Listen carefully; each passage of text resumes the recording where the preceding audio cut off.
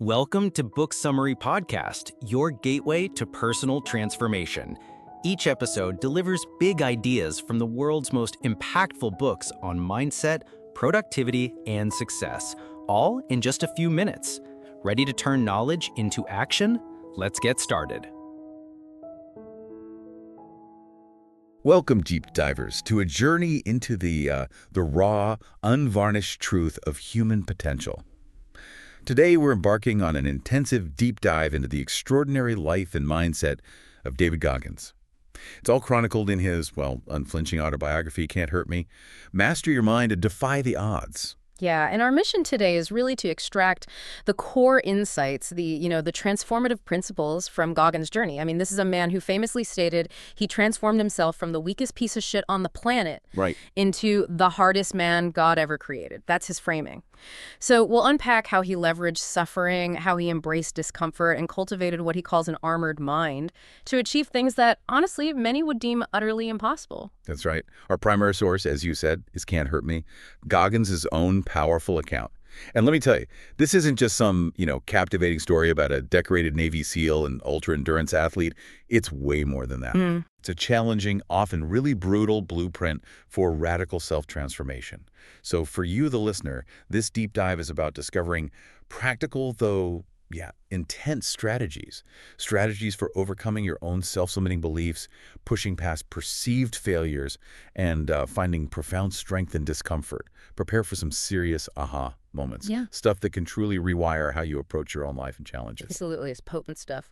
So let's start right at the very beginning of Goggins' story, which he paints as incredibly bleak. He says he was born broken, grew up with incessant beatdowns, tormented in school, facing relentless racial slurs, being called nigger countless times, just awful. He describes his depression as smothering, living at the bottom of the barrel on welfare in government-subsidized housing. It sounds like this inescapable quicksand, designed to pull you under. He really does paint that picture. Goggins vividly describes his early life exactly like that, like quicksand, a force that grabs you, sucks you under, and won't let go. He says when life's like that, it's just so easy to drift, to keep making those comfortable choices that are killing you over and over again. Right. The path of least resistance. Exactly. And what's fascinating here, right from the jump, is how Goggins immediately dismisses conventional motivation. He calls it crap. Straight up. Says it's a temporary fix that won't rewire your brain. He really emphasizes that, the bad hand that was my life was mine and mine alone to fix. And that perspective, it forces us to consider if those fleeting bursts of motivation aren't the real answer for deep, lasting change, what is? Especially when you're starting from such a deep, suffocating hole. That's the core question, isn't it? Yeah. And it wasn't just this general struggle. His childhood had this stark contrast, appearance versus reality, especially on what he calls Paradise Road in Williamsville. Outside looking in, the Goggins family seemed, idyllic. The picture-perfect life. Exactly. He describes this large white wooden home, 4 pillars, wide green lawn, vegetable garden, a 2-car garage holding luxury cars, a 62 Rolls-Royce Silver Cloud, an 80 Mercedes, a brand new 81 black Corvette. Neighbors thought they were the tip of that spear. A happy, well-adjusted family. Yeah. Near the top of the food chain. But as he puts it so bluntly, glossy surfaces reflect much more than they reveal. That apparent affluence, it was a stark, brutal facade. The truth was their household was just dominated by his father, Trinus Goggins. David describes him simply as the devil himself. Wow. Neighbors saw what they wanted, he says. Nobody probed too deep. The reality was just fear, absolute control, and relentless abuse. And it wasn't just emotional control, right? From a really young age, David and his brother were forced into grueling labor at Skateland, their father's roller disco. Yeah, 6 years old. David was only 6, starting work from 5 p.m. till closing sometimes past midnight. His jobs. Organizing skates, spraying them with this aerosol deodorizer. He says it made his eyes permanently bloodshot. It was the only thing he could smell for hours. Polishing the rink with a mop twice his size. He even managed the rental station by himself, climbing shelves with a step stool just to reach the smaller skates. And his brother worked concessions, popping corn, grilling hot dogs, making pizzas. Goggins states it unequivocally. The rest of us never earned a cent for our sweat. It wasn't work. It was forced childhood labor. Stole their childhood. And this forced labor, it was coupled with just relentless parental abuse and absolute control. His father controlled all the money, absolutely all of it. David's mother had no independent means whatsoever, no bank account, no credit cards. She was effectively trapped in this cycle of dependency. Completely trapped. And the violence was constant, brutal. David recalls watching his mother being beaten, and at just 6 years old, trying to intervene, yelling, "Don't hit my mom," when his father was savagely beating her with a belt. And what's truly horrifying, chilling really, is that the police, when they finally arrived, dismissed these acts as simply necessary domestic discipline. Unbelievable. Yeah. Just accepted reality back then, no protection. None. It's a glimpse into a very different time regarding domestic violence awareness. And the impact of all this abuse, it just bled into every aspect of his life, especially his education. He mentions those demanding nights at Skateland meant he couldn't stay awake or concentrate in first grade. The teacher's voice was his lullaby, his arms on the desk a pillow. Yeah. He literally couldn't focus on that foundational learning most kids get, which of course had long-term consequences. Yet somehow, despite being born into this cyclone of terror and pain, Goggins says he recognized an internal moral compass. Something told him what feels right and what feels way the fuck off. That truly raises a profound question, doesn't it? How does a child preserve such a clear internal moral compass amidst that kind of unrelenting external chaos and brutality? It seems almost miraculous. It really does. It speaks to some kind of innate strength or awareness, perhaps. After this period, Goggins talks about seeking these small swatches of light, safe harbors amidst all the darkness. His mother, for instance, signed him up for Cub Scouts. I remember putting on that navy blue uniform, feeling this surge of pride, a chance to pretend that I was a normal kid just for a few hours a week. A little bit of normalcy. Exactly. He saw it as proof that we mattered and that we weren't completely powerless, a tiny but really significant act of finding something positive in a bleak and terrifying situation. And there's this really poignant detail that highlights his growing inner strengths, what he called the hate over fear concept. He tells this story about his father's phlegm. Horrible story, boomeranging into his face on a drive home. He said it burned like venom and just intensified this deep-seated hatred he felt. Yeah. But instead of letting it consume him or lead to despair, Goggins consciously channeled that revulsion. He realized he was done with that shit, of hiding, of being invisible. He decided he would no longer hide from the devil. This defiant stance, hate over fear, it wasn't about external violence. It was like this internal alchemy, transforming a corrosive emotion into a protective shield, a fierce resolve. That's a great way to put it, alchemy. It's this powerful, though maybe extreme example of reclaiming agency from victimhood, turning the source of his pain into a weapon against his own fear and complacency. Absolutely. And his mother, too, displayed immense courage during those years. Despite Trenniss's strict rule against any independent medical care, she secretly took David to the ER for his severe ear infection. Yeah, a huge risk for her. Huge. The doctor told him she got him there just in time. Any longer, and he would have lost hearing in his left ear. For life. The silence on the drive home, he describes it as eerie. A chilling premonition. His mother knew she would pay for it when they got back. Which, tragically, she did. As soon as they walked in the door, Trenniss beat her senseless. And it's such a stark contrast to how David and his brother coped differently with the abuse. David always paid close fucking attention to the beatings, internalizing the fear, the lessons. Watching everything. Right. While his brother, Trenniss Jr., would just retreat to his room, ignoring the darkness because the truth was way too heavy for him to carry. It really highlights the different, often complex ways trauma can manifest and be processed, even within the same family. Shapes how you respond to adversity. Definitely. Then the breaking point came. His mother planned this strategic escape from Trenniss's.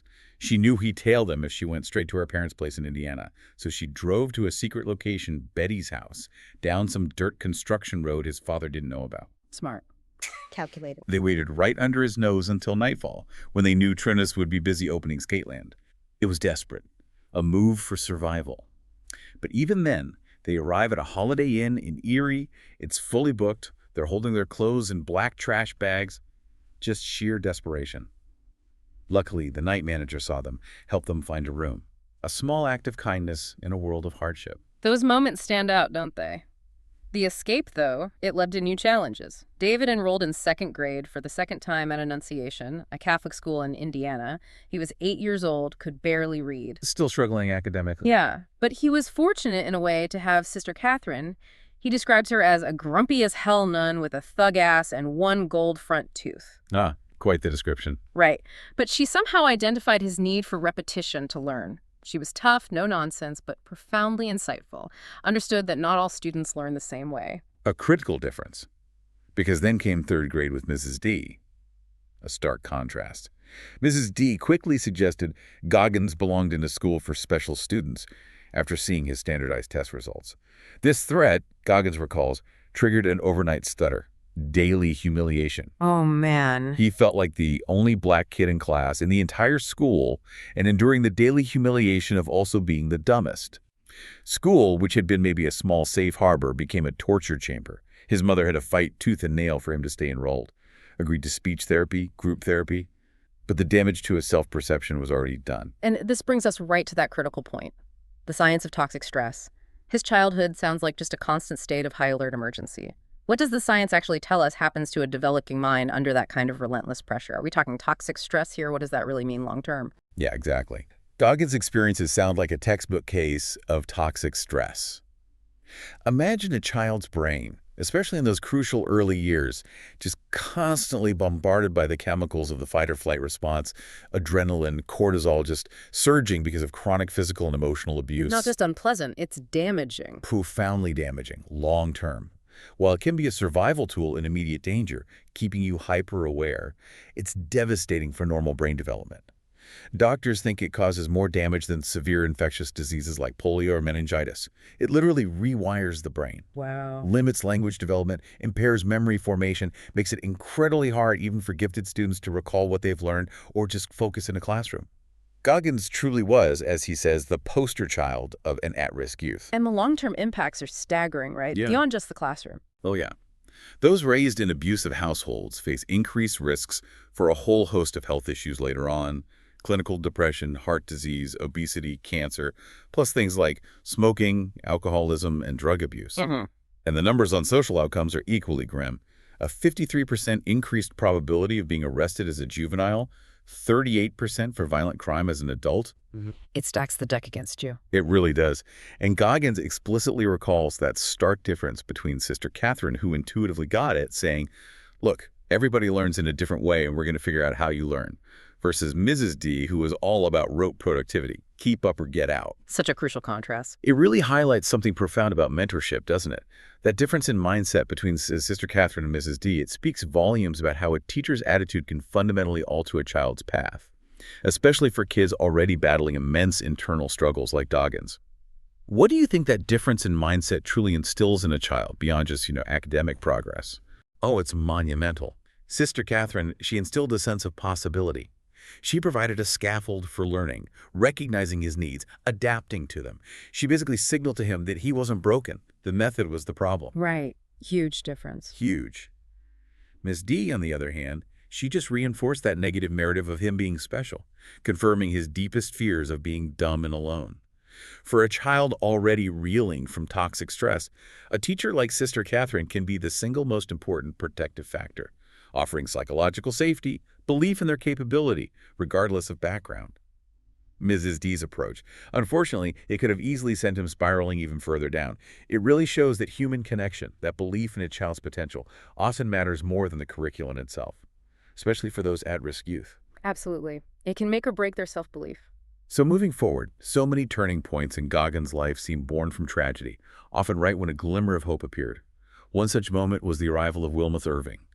He initially brought this much-needed sense of stability, even happiness, into their lives. A breath of fresh air. Totally. Wilmoth, a successful carpenter and general contractor, offered Goggins' mother financial independence, and the family, as Goggins puts it, permission to exhale. It was a glimpse of city life again in Indianapolis, a brief period of support, what felt like a normal family life. But that fleeting hope, it was just brutally cut short. In 1989, the day after Christmas, Wilmoth was shockingly murdered in his own garage, shot 5 times in the chest, once between the eyes, just horrific. Unimaginable. Goggins was only 14 at the time. He wandered through the active crime scene, absorbing this heavy, sickening vibe, seeing Wilmoth's cold blood still pooled on the garage floor. And then the news replayed footage of him and his mother at the scene, turning this intensely personal tragedy into a publicly broadcast horror show that he rewatched alone in their living room. The psychological impact must have been profound, almost a re-traumatization, you could say. His mother became emotionally vacant, disappearing into what he describes as a gaping wound of pain. And for Goggins, Wilmoth's death reawakened earlier traumas, like this vivid image he had of a child hit by a bus. He couldn't sleep in a bed anymore. Wow. Always woke up in the fetal position on the floor. Eventually, he just opted to sleep on the ground to avoid more falling. Such a powerful, almost primal image of his reawakened sense of instability, like the ground itself felt safer than the false comfort of a bed. That's heavy. And his academic life, meanwhile, just continued on this path of fraudulence despite the move. He cheated his way into Cathedral High School, a private college prep place, and then later to North Central High School. Played basketball, but remained, in his words, an academic fraud. Still getting by on cheating. Yeah. His mother's decision to move them back to Brazil, Indiana, after finding him with 10 thugs hanging out in their dining room. It just highlights the ongoing instability, her desperate search for a truly stable environment for her sons. And the real academic reckoning finally came with the ACE-VAB test, the Armed Services Vocational Aptitude Battery, during his junior year. He showed up ready to cheat, as usual, had his angles planned out for peeking at other tests. Oh, boy. But he was shocked. Different tests for different people. He was forced to go it alone. Scored a dismal 20 out of 99, well below the Air Force minimum of 36. This forced him to confront, really for the first time, his complete lack of academic preparation, his reliance on deception, and the harsh reality of his, well, intellectual shortcomings. And his mother, she was still in the emotional black hole after Wilmoth's murder, working constantly just to make ends meet. She was more exhausted than exasperated by his academic failures. He recalls doctoring his F's and D's into B's and C's with his friend Johnny, and his mother just took his damn word for it. Wow. Just too overwhelmed. Yeah, it underscores not just the lack of oversight, but the immense weight of her own grief and the daily grind of survival. This combination, external tragedy, internal academic failure, it created fertile ground for that pivotal moment of self-confrontation Goggins would soon have. And that moment was what he calls his solo intervention. It led to the birth of the accountability mirror. After getting a letter saying he wouldn't graduate absences, D-average Goggins, alone in his room, confronted himself in the mirror. Brutal honesty. Used harsh self-talk, screaming at his reflection. You are one dumb motherfucker. You read like a third grader. You're a fucking joke. Intense? Then laid down the ultimate challenge. Nobody is coming to save your ass. Not your mommy, not Wilmoth. Nobody. It's up to you. It sounds brutal, right? But what's the deeper psychological mechanism here? How does this self-inflicted pressure actually translate into real change instead of just breaking someone down? That's the profound genius of it, I think. The accountability mirror isn't just self-flagellation. It's a forced confrontation with reality. It strips away those protective layers of ego, the self-deception we all use to rationalize our shortcomings. Yeah, exactly. Psychologically, when you externalize your internal struggles onto something tangible like those Post-it notes he used, with insecurities, dreams, goals, and then you verbally attack that self-doubt, you're creating a distinct other to fight against. This active self-critique, without any comforting platitudes, forces radical ownership. It's that cognitive shift from, I wish I could, to, I will because I'm sick of not being that person. No. It redefines what motivation means for Goggins. Moves it from fleeting inspiration to this internal, unshakable discipline. He'd write all those insecurities, dreams, goals on Post-its, tack them to the mirror. Not for self-love, he says, but for abolishing the ego, being unkind with yourself to gain thicker skin to improve in life. And what's truly fascinating is how this self-confrontation, this brutal honesty, didn't just transform his academics, it also transformed his deepest hatred. During his senior year, as he developed this obsession for learning, living with purpose, the hate he harbored towards racists who had tormented him for years started to flake from his soul like used-up snakeskin. Wow, that's a powerful image. Isn't it? He realized that these individuals were likely uncomfortable in their own skin, just projecting their own insecurities outwards. Their insults, which once crippled him, now became more fuel for the engine revving inside me. This transformation of internal hatred, from corrosive force to source of empowerment.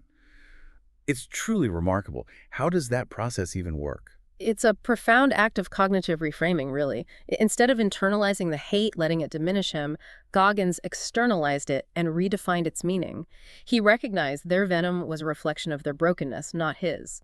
By seeing their insults as just noise, or even as this perverse validation that he was making them uncomfortable, he stripped them of their power. Took the power back. Exactly. This allowed him to convert what was once a debilitating emotional burden into raw energy. It's a classic example of turning a perceived weakness or attack into a strength, that emotional alchemy again.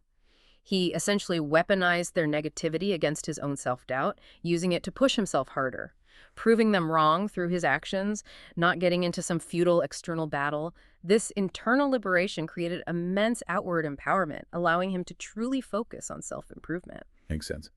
Okay, so after his initial time in the Air Force, Goggins describes this period he calls the discharged man, a time of really profound physical and spiritual decline.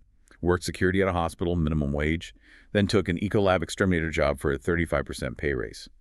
He describes it as honest work, but he recognized it was a spoon-fed path of least resistance, a comfortable choice that was slowly suffocating him. And that path of least resistance, it led straight to significant physical decline. He ballooned to nearly 300 pounds. 300 pounds. Yeah, so much so that he literally had to sew an athletic sock into the crotch of his work pants to stop them splitting when he moved around.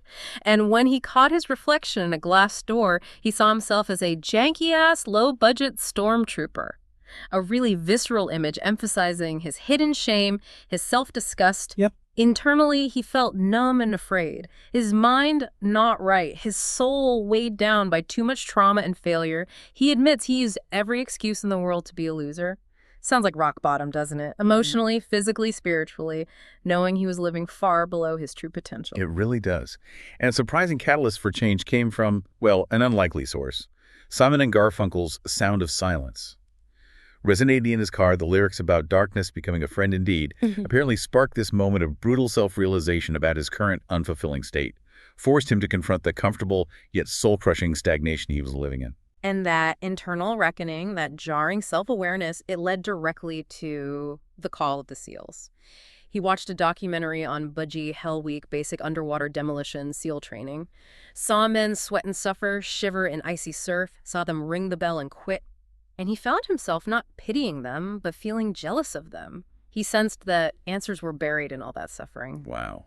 Jealous of the suffering. Right. He realized SEALs detest mediocrity, refuse to define themselves in conventional terms, and seek to transcend traditionally recognized human capabilities. He wanted to be, in his words, the human equivalent of the hardest, sharpest sword. But his initial call to the recruiting office, at a staggering 297 pounds, was met with just utter disbelief. Laughter, even. Yeah, you can imagine. The maximum weight for the Navy at his height was 191 pounds. He was told he had less than 3 months to lose 106 pounds and pass a higher ASVAB score. It was a seemingly impossible challenge, literally setting him against the clock in his own physical state. It really begs the question, what triggers someone to pursue such an extreme, seemingly impossible transformation against all odds? What flips that switch from complacency to such ferocious ambition? Yeah, it's often that combination, isn't it? Hitting a deeply personal rock bottom, like Goggins did, and then finding a profound, almost spiritual purpose that just outweighs the comfort of the status quo. For Goggins, the weight loss, the ASVAB immediate daunting hurdles most people would see as insurmountable, completely impossible.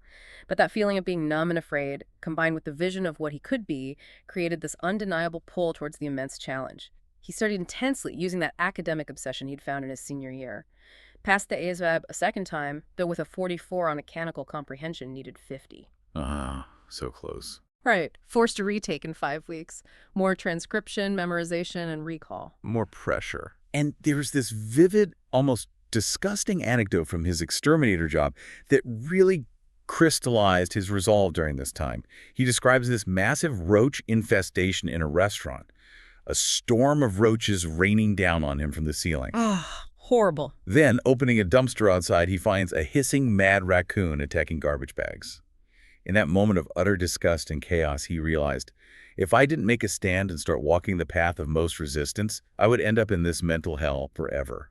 A visceral, disgusting realization that this stagnant existence was his own personal hell, and he had to escape it. Now. Yeah. And that resolve was soon put to the absolute test in water confidence training during his first BUDS attempt, Class 224. Despite losing the weight, his deep-seated fear of water was still profound. His internal voice just screamed, "You can't swim, you're an imposter." The self-doubt kicking in hard. Oh, yeah. He struggled with bobbing, buddy breathing, experienced negative buoyancy, inhaled water, saw stars materializing in my peripheral vision, a sign of nearing a surface blackout, what instructors called meeting the wizard. He was truly confronting his deepest fears head-on. He passed those initial challenges, but then came this unexpected medical exit, pulled from training due to the sickle cell trait. At the time, it was believed to increase the risk of exercise-related death. He admits he pretended to take the news hard, made a big fucking act of being pissed off for others. Put on a show. But inside, he was ecstatic. He later realized this was him being a quitter who had let fear dictate my future, rationalizing his escape by blaming the medical condition. And his reaction afterwards further illustrates that internal struggle, the lingering shame. After being discharged from the Air Force, he'd gained all that weight back, up to nearly 300 pounds again. He describes this as a way to hide David Goggins feeling like a pussy inside despite the intimidating exterior, using bulk as physical armor. Trying to shield himself.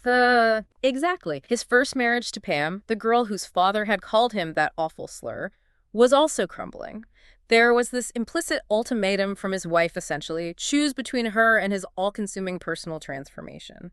His choice to prioritize his journey became his only chance to break free from being a prisoner in my own mind. He chose himself and the path of suffering over the comfort of a failing relationship, saw it as his final shot at internal liberation. A huge defining choice. Okay, so Goggins' journey back to BUS for Class 231 starts with another setback. He gets rolled back to day one, week one, because of double pneumonia. Can you imagine starting Hell Week again, still recovering, lungs filled with mucus? Brutal. But this time he had this unique, misfit boat crew that would prove pivotal, forging bonds in that crucible of shared suffering. Yes, his boat crew was sorted by height, which brought together this unlikely group. Among them, the legendary Chris Kyle, deadliest sniper in Navy history, but at the time, just a simple Texas hayseed rodeo cowboy who barely said a damn word. Really? Wow. Yeah. And there's also Bill Freak Brown, who Goggins describes as the white version of David Goggins. Someone who'd also come up tough, struggled academically, couldn't swim initially. It highlights the diverse, often unexpected backgrounds of those who succeed in that brutal training, and the shared struggle that forged their unbreakable bond. Sounds like a true underdog team.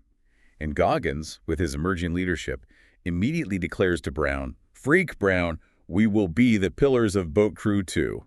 Shows his determination to lead from the front, even with the odds stacked, taking ownership of their collective fate. And a fascinating early victory for Boat Crew 2 came from Kenny Bigby, the only other black man in Class 231. Bigby had access to the instructor's office and managed to audaciously steal the Hell Week schedule. No way. Yes. He liberated the schedule, copied it, slipped it back, gave the crew this crucial psychological advantage.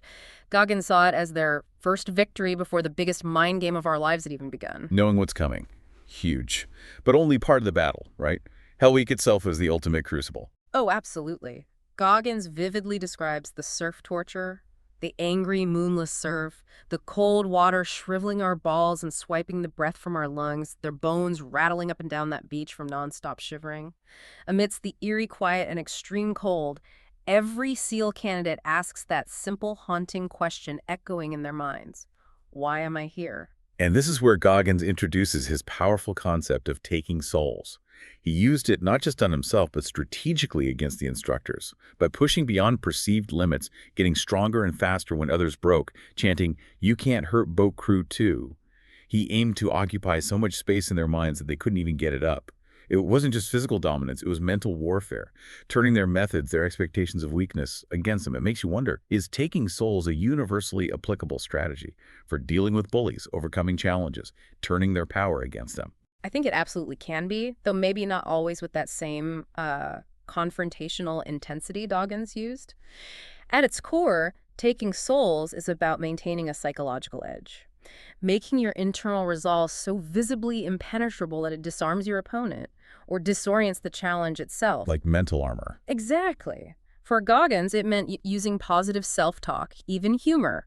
He hummed the saddest and most epic song from Platoon during surf torture to endure and, crucially, to deny his tormentors the satisfaction of seeing him break. He learned to think 2 or 3 moves ahead, commandeering the opponent's thought process, anticipating their next psychological attack, being ready. So yes, whether it's a difficult boss, a tough project, even internal self-doubt, the principle of projecting unshakable resolve, denying your opponent the satisfaction of your breakdown, that's a powerful tool for psychological resilience. His resilience was pushed even further by injury. He recounts this unexpected, extremely dangerous task, swimming 1,000 yards offshore in a storm. without a swim buddy, on a wounded knee. He knew it was a death sentence. But his decision to do it was more than making it through with a trident. For me, it was the opportunity to go up against the best of the best and distance myself from the pack. A clear act of defiance against his own fear and pain. And despite struggling, nearly succumbing, he was eventually pulled into the boat by Freak Brown. His statement upon being rescued, "That's how you lead from the motherfucking front," while coughing up salt water, barely able to speak.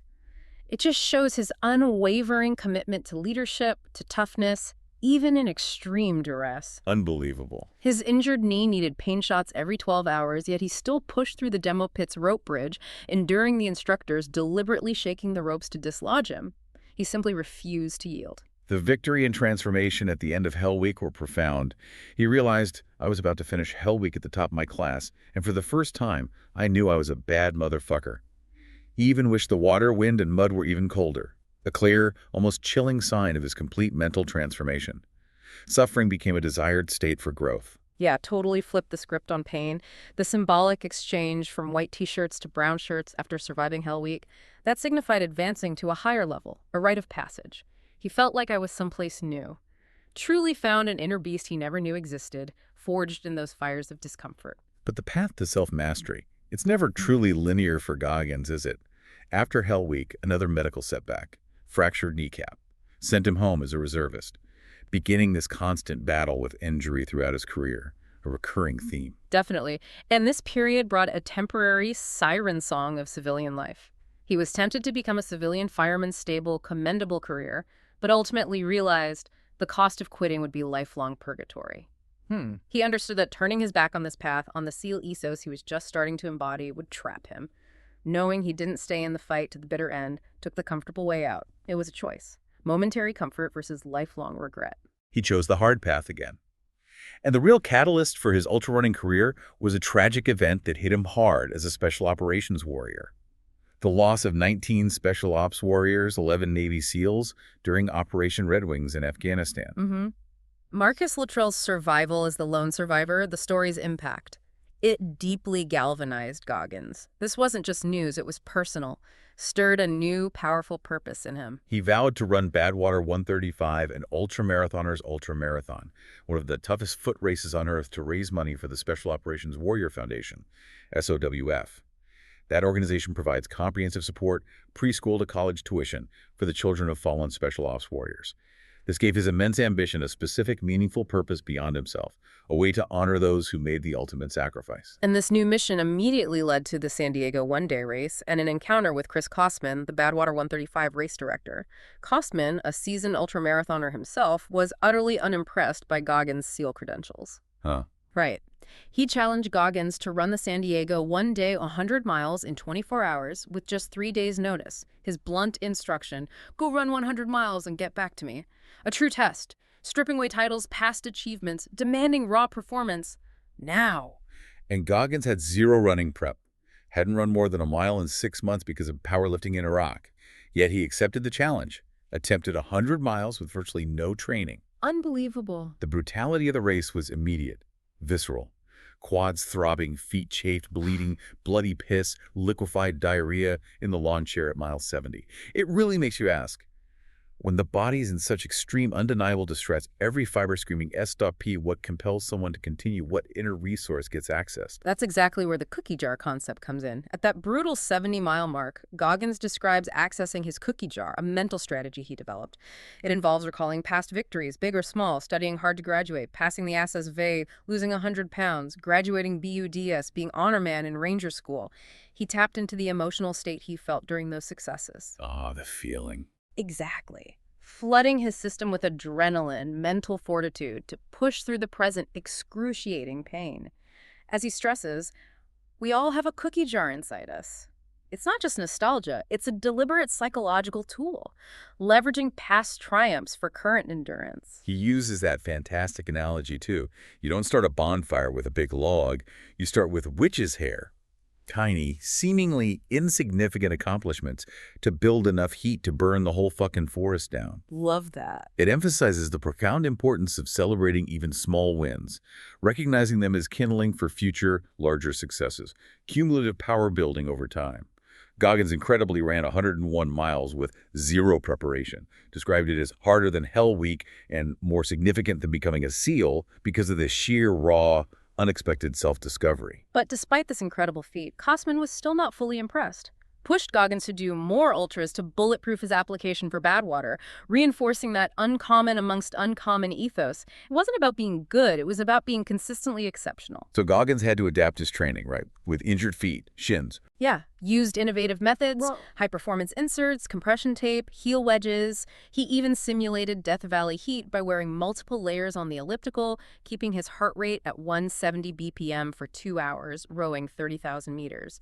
Just testament to his creative, relentless dedication despite physical limits. And this period also solidified his critical 40% rule. The idea that when your mind is telling you that you're done, that you're exhausted, that you cannot possibly go any further, you're only at 40% of your full capability. It's a shocking claim, isn't it? But Goggins learned to chase pain like it's your damn job.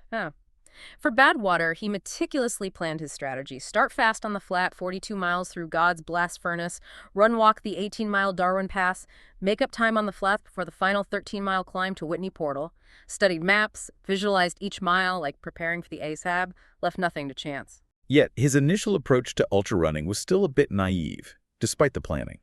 He admits strategy was the enemy of the moment, relying on bravado rather than a disciplined pace plan in his first attempts. But he soon realized his mentor, Metz, knew what the fuck he was talking about. Learning curve. And another profound realization came at mile 70 of Badwater. The fight wasn't about Operation Red Wings or the families of the fallen anymore. It became about how much I was willing to suffer, how much more I could take, and how much I had to give. If I was going to make it, this shit would have to get personal. That raises an important question, doesn't it? When does a mission for others, however noble, transform into a deeply personal quest, fueled by internal demons as much as external purpose? Yeah, it seems for Goggins, the external purpose was the initial spark, the call to action. But the extreme physical and mental demands forced him inward, made it a brutal battle against his own perceived limitations, a quest for ultimate self-mastery. He eventually crossed the Badwater 135 finish line, 5th place out of 90 competitors, after 30 hours, 18 minutes, 54 seconds of relentless effort. His reward, he realized, was a lot more than a medal. He'd passed another evolution, another crucible. He was broken, destroyed 20 different ways, but he'd found something far more profound, a deeper understanding of his own, maybe limitless capacity. And that unrelenting pursuit, it didn't stop at Badwater. Next came Ultraman, an even more brutal challenge. 6.2-mile swim, 261-mile bike ride, double marathon run, all over 3 days, again for the SOWF. This race pushed him to new extremes, brought him close to death multiple times. The swim was particularly brutal, drinking seawater, vomiting multiple times, swimming 7.5 miles for a 6.2-mile course because of currents and poor mechanics, nearly drowned multiple times. Terrifying. Then a horrific bike crash, somersaulting over handlebars at 40 mph, cracking his helmet, severe road rash. Forced to switch to a clunky backup bike, nowhere near as efficient. The whole race was just enduring setback after setback. And he admits he had no strategy at all for the final double marathon. Planned to just go out hard and build up a fat cushion, which he says didn't work, almost cost him. This is where he introduces that military navigation concept of backstops and applies it directly to life. Right, backstops. Pre-marked points on a map that alert you when you've gone off course. Critical safety measure in navigation. In Ultraman, he realized his backstops should have been his split times, concrete markers telling him if he was pushing too hard or slacking. He explains, that's when you take someone's soul at the end of a race, not at the beginning. It makes you think, how can we apply this military concept of backstops to our personal goals, daily lives, not just physically, but for focus, progress, emotional states? It's about constant self-assessment, having contingency plans. It's an incredibly powerful mental model, isn't it? In our personal lives, backstops could be specific measurable goals or benchmarks, financial targets, fitness milestones, maybe even just checking in on our emotional well-being at set intervals. When you hit a backstop, realize you're off course. It's not a moment for self-pity, it's for immediate recalibration. For Goggins, it became about understanding pacing, patience, the long game, preventing a small deviation from becoming a catastrophic failure, and understanding that true soul-taking, true dominance comes from sustained, disciplined effort, especially when others have given up. Makes total sense. Beyond extreme athletics, Goggins was also called to a different mission. Recruitment. Admiral Winters, a two-star admiral, sought Goggins' direct help to recruit more African Americans into the SEAL teams. Black people were only 1% of special forces, but 13% of the general population. A significant request from high rank, testament to Goggins' growing reputation, his unique ability to inspire. And this presented a profound transformation for Goggins himself, from a stuttering child who couldn't even say his own name in front of a class of 20, Right. to speaking to 500,000 people a year. High schools, universities. He'd often run ultra races before or after speeches, show up soaking wet, do pull-ups on stage, embodying the SEAL ethos, demanding excellence from his audience, his authenticity, his willingness to suffer publicly. It resonated powerfully. His philosophy of using prejudice, being the only, as fuel is so striking and personal for him. He states, "I took action, said go fuck yourself, and used all the prejudice I felt as dynamite to blow up those walls." Oh, wow, dynamite. Yeah, it ties into his deep-seated identity of being uncommon amongst uncommon, not just being a SEAL uncommon amongst civilians, but striving to be the best among SEALs. That means sustaining greatness for a long period of time, actively putting obstacles in front of yourself to find friction that will help you grow even stronger. It's an almost masochistic pursuit of self-improvement. His pursuit of delta selection further exemplifies this relentless self-testing, described as the best orienteering course in the world, navigating mountains, little food or sleep, pushing physical and mental endurance to the absolute limit. Despite an ankle injury near the end, which most would see as a legitimate reason to quit, he absolutely refused. Illustrates his commitment to pushing beyond perceived limits, even risking long-term damage for the challenge itself. Another testament to his relentless pursuit, attempting the Guinness World Record for pull-ups, 4,020 in 24 hours. His first attempt, broadcast live on the Today Show. Spectacular failure. Ouch. Public failure. Yeah.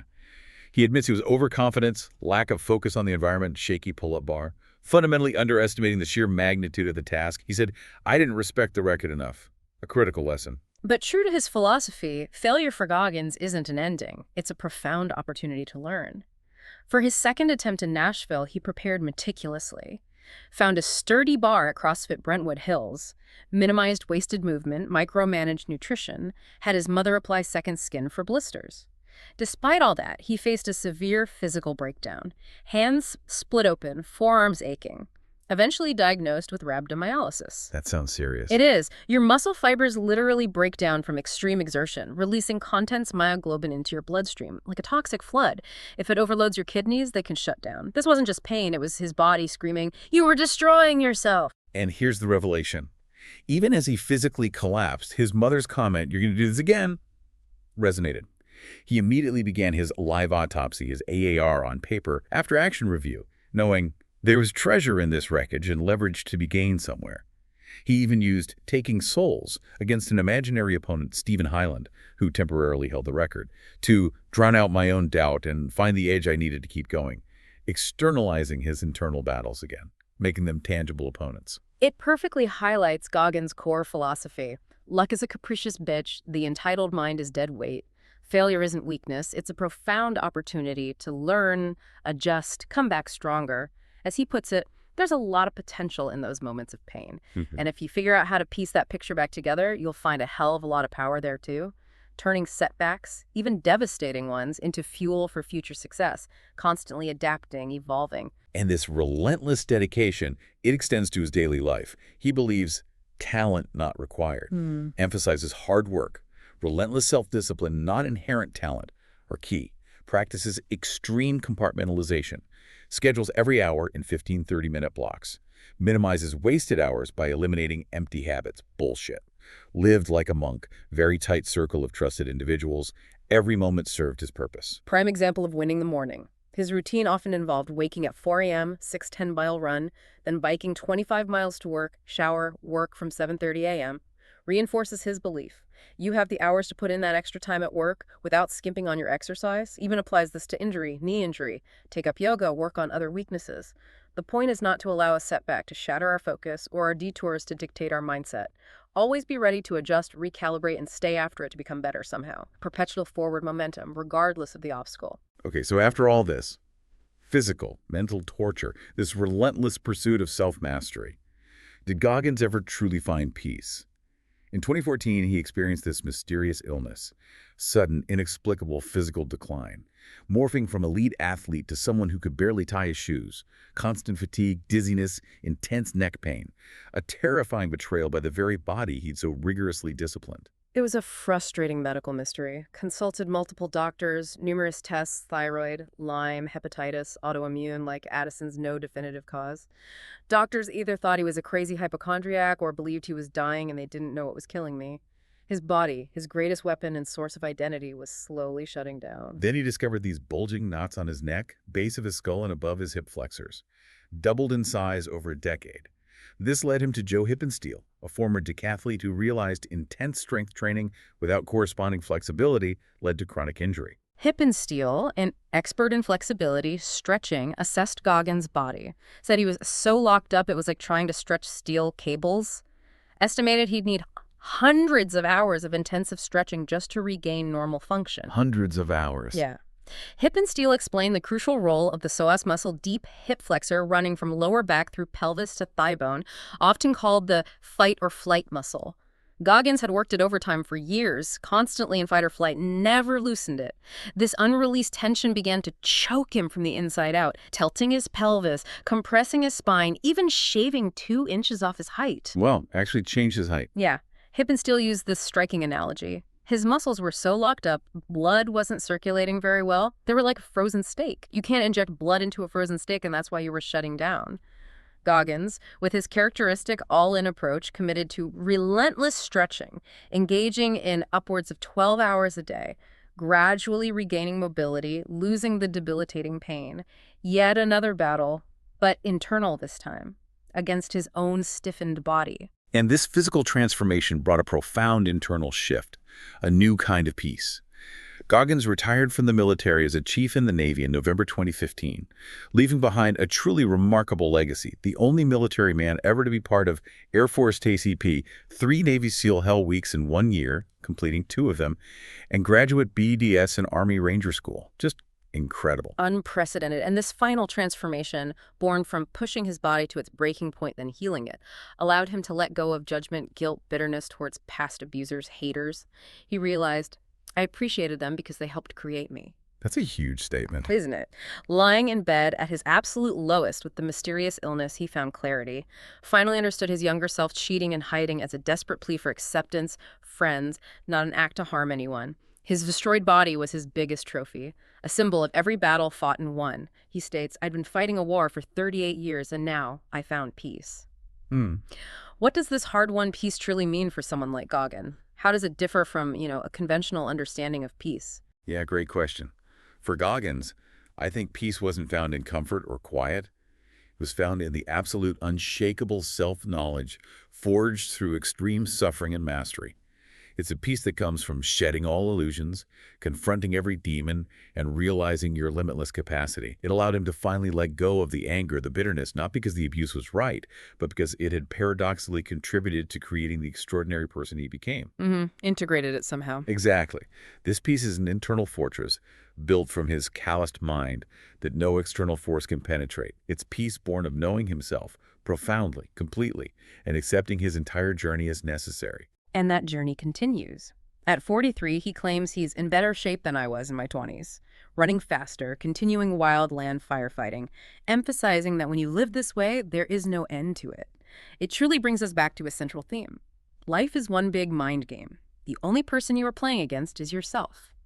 That newfound mental strength, the confidence from physical challenges he believes, will carry over to other aspects in your life, making you stronger everywhere. David Goggins' story is just an incredible testament to the human spirit's capacity for growth, for transformation.